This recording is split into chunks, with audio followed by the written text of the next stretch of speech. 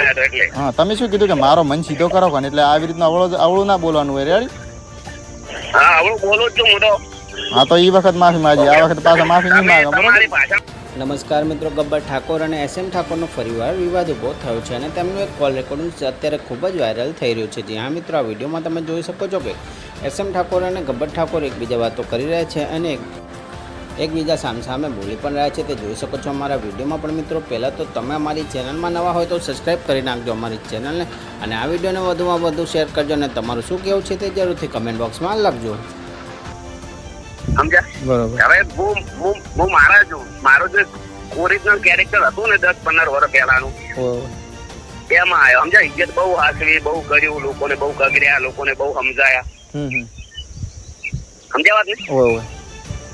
હા એવી. એટલે તમારે માતાજીનો હાથ છે મૂળ તો ઠાકોર છે ને આપણે. બરોબર, તમારે માતાજીનો હાથ છે તો આપણે તમારે મહેરબાની છે તો તમે મારું નામ ના લેશો કે હું તમારું નામ નહીં લઉં. બાબુને હું કહી દઈશ કે ભાઈ મારું નામ ના લેતો. બાબુ ને તમારા ચોખા શબ્દે કહેવામાં આવે છે, પણ પછી હું એને પગે પડવાને છું બરોબર. શબ્દ ના આપો છો. એક શબ્દ આવ્યો, મારી વાત સાંભળો. હા તમને તેદાડે એક વખત પાછા મેળ્યા, બીજી વખત પાછા મેળ્યા, ત્રીજી વખત સમાધાન કર્યું હતું.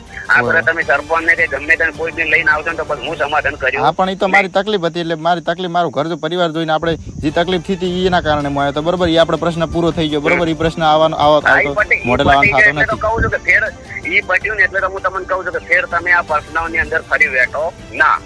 હાથી પણ મેં તો એક વખત દયા કરી, દાતા કર્યા, ભાઈ સમજ્યા. પણ અચ્છા તમને એન્ચેડ હોમાં પડ્યા તમને એન્ચેડ અમે હોમાં પડ્યા પણ તમે એમ કીધું હાલ કે હું તમારા વિરોધમાં પડીશ તો પછી અમે કઈ બાજી નહીં. મેં તમને કીધું તમારા મને એવું લાગ્યું ને કે આ ભાઈના લીધે મને કોઈ વસ્તુનું નુકસાન થયું. હા એવું લાગે ને તમને કે મેં કરાવ્યું હોય તો તમે તાર છૂટી પડજો બરોબર. બાકી લેવા ખાવા વગર મારું નામ લેતા નહીં ખબર ભાઈ તમને શું કહું. એટલે તમે તમારા ભાષામાં કહી દેજો જેમ કે કેનો દોસ્તાર થઈ રહ્યો એમ કહો. એ દોસ્તાર મારો બરોબર, એવા એના 10 દોસ્તાર. મારો કોઈ ભાઈબંધ હોય, ચલો કે મારો ભાઈ ચંદનભાઈ છે, મારો ભાઈબંધ છે કાજ બરાબર. હવે ચંદનભાઈ મારા નામથી કોઈ બી વસ્તુ બનાવીને તમારા વિરોધમાં કહે તો હું કહી શકું ને, હું તો પ્રોબ્લેમ મારો જ કહેવાય ને. હવે શું કહો? એ ટાઈમ તમે વિડીયો ડિલીટ નતા મારા એટલે મારે પછી એના ઉપર વિડીયો બનાવવો પડે.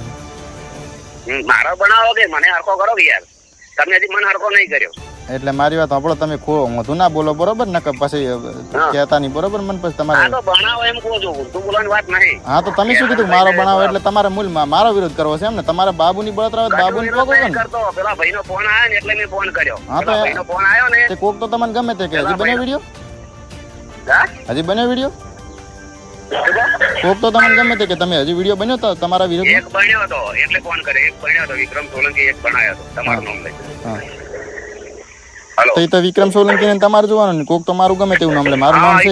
તમારું નામ લઈને બનાવ્યો હતો એટલે. હા તમે શું કીધું કે મારો મન સીધો કરો ને એટલે આવી રીતના અવળું ના બોલવાનું હોય રેડી.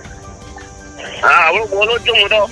હા તો એ વખત માફી માંગી, આ વખત પાછા માફી નહીં માંગે બરોબર. તમારી ભાષામાં શું કહેવાનું થાય છે હવે હું ફોન કહું છું 7 વખત તમને મેં 7 વખત કીધું કે હું બાબુ ના પાડીશ, મારો વિડીયો નહીં બને તો બીજું તમારે શું જોવું. ના પાડો તો ફોન કરી તમારા નામનું કોઈ આપણે સીધી વાત કરતો ને મેટલ દે કે ભાઈ મારા નામનું કોઈ પ્રોબ્લેમ નહીં આવે. લવ કોંગ્રેસ બાબુન